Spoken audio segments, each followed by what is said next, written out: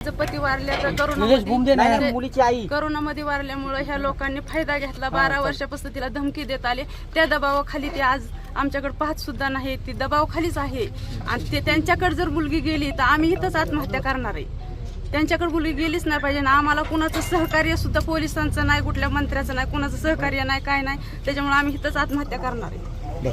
Police आता काय सांगताय? तुम्ही समोर भेटल्या तुमच्या मुलीला? कोर्टात नेणार, कोर्टात चला। मुलीशी काय बोलणं झालं? काय नक्की म्हणते ती? काय झालं होतं?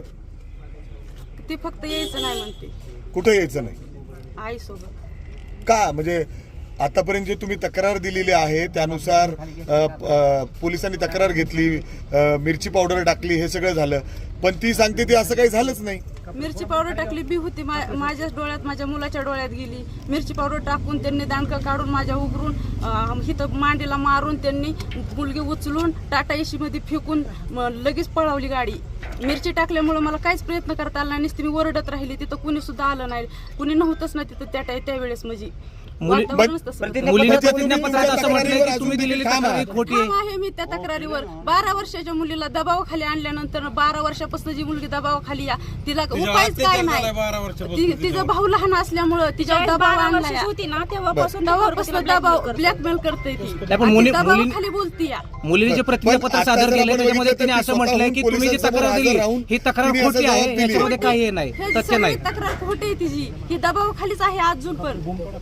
बघ आता तुमची मागणी काय आहे? स्वतः मुलगी तुमची जर पोलिसांमध्ये येऊन असं म्हणत असेल की असं काही घडलेलं नाही आहे म्हणूनच बोलते या, ती अशी बोलणारी मुलगी नाहीये।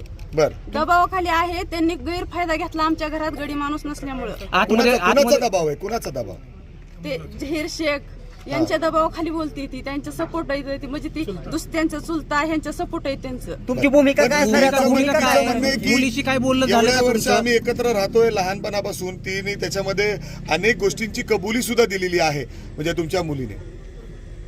तुम्हाला माहित नव्हतं का? कल्पना होती का हे असं सगळं सुरू आहे याची कल्पना होती का? स्पष्ट दिसते ना, अत्याचार 12 वर्षापासून जी मुलगी दबावाखाली म्हणल्यानंतर तिला ब्लॅकमेल केलं जातंय ना, त्याच्यामुळे त्यांनी फायदा घेतला। 21 वर्षाची होऊन दिली आणि आता तिला बरोबर ब्लॅकमेल केलं ना। आणखी मुलीने प्रतिज्ञापत्रात असं म्हटलंय की काही प्रेम प्रकरणाचा विषय आहे तो तुम्हाला तुमच्या कानावर घातला होता, अनेक हिंदू संघटना तुमच्या मुलीने हा जो काही प्रकार आहे तुमच्या कानावर घातला होता असं प्रतिज्ञापत्रात नमूद केलंय। आम्हाला सहमतच नाही कुणाच, त्याच्यामुळे आम्ही इथंच आत्महत्या करणार आहे। कुठल्या पुढाऱ्यांची नाही, कुठल्या पोलिसांची नाही, काय नाही।